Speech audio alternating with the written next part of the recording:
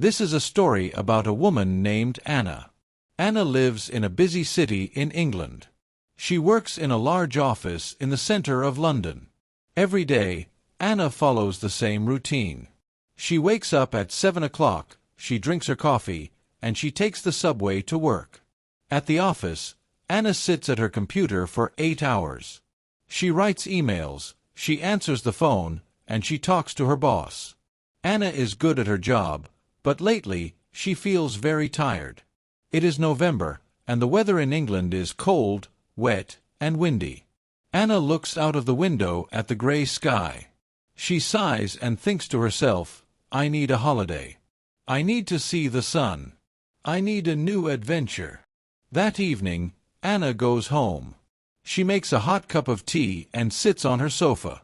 She opens her laptop to look for holiday destinations. She looks at pictures of Spain, France, and Greece. They all look nice. Then, she sees a picture of Italy. The picture shows a beautiful old city with ancient buildings and a bright blue sky. It is Rome. Anna smiles immediately.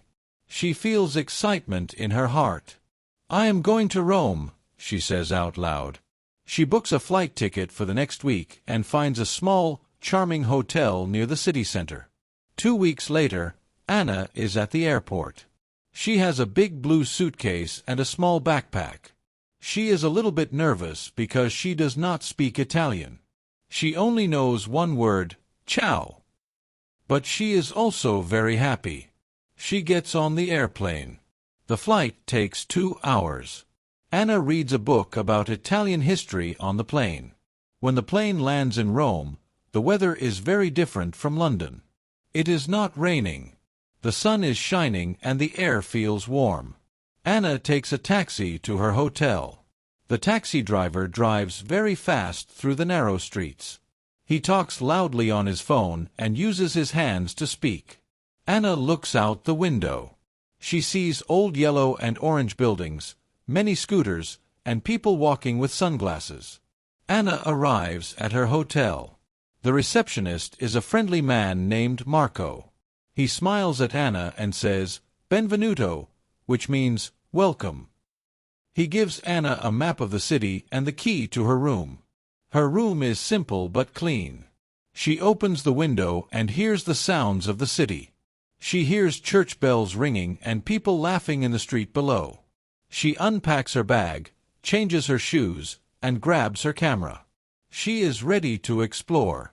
First, Anna wants to find something to eat. She is very hungry after her journey. She walks down the street and smells something delicious. It smells like fresh bread, garlic, and tomato sauce. She finds a small restaurant with tables outside. She sits down in the sun. A waiter comes to her table. Pizza, please, Anna says. The waiter nods. 10 minutes later, he brings a large pizza with mozzarella cheese and fresh basil. It is the best pizza Anna has ever tasted. The crust is crispy and the cheese is soft.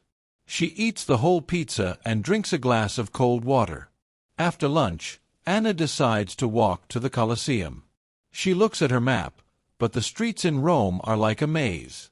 After 20 minutes, Anna realizes she is lost. She does not see the Colosseum. She is in a small street with no tourists. She feels a little worried. She sees a woman walking a small dog. Anna decides to practice her English communication skills. She walks to the woman and says, "Excuse me, I am looking for the Colosseum. Can you help me?" The woman smiles kindly. "Yes," she says in English. "You must go straight, then turn left at the supermarket. Then you will see it." Anna is very relieved. "Thank you very much," she says. Following the woman's directions, Anna finally finds the Colosseum. It is a very famous building.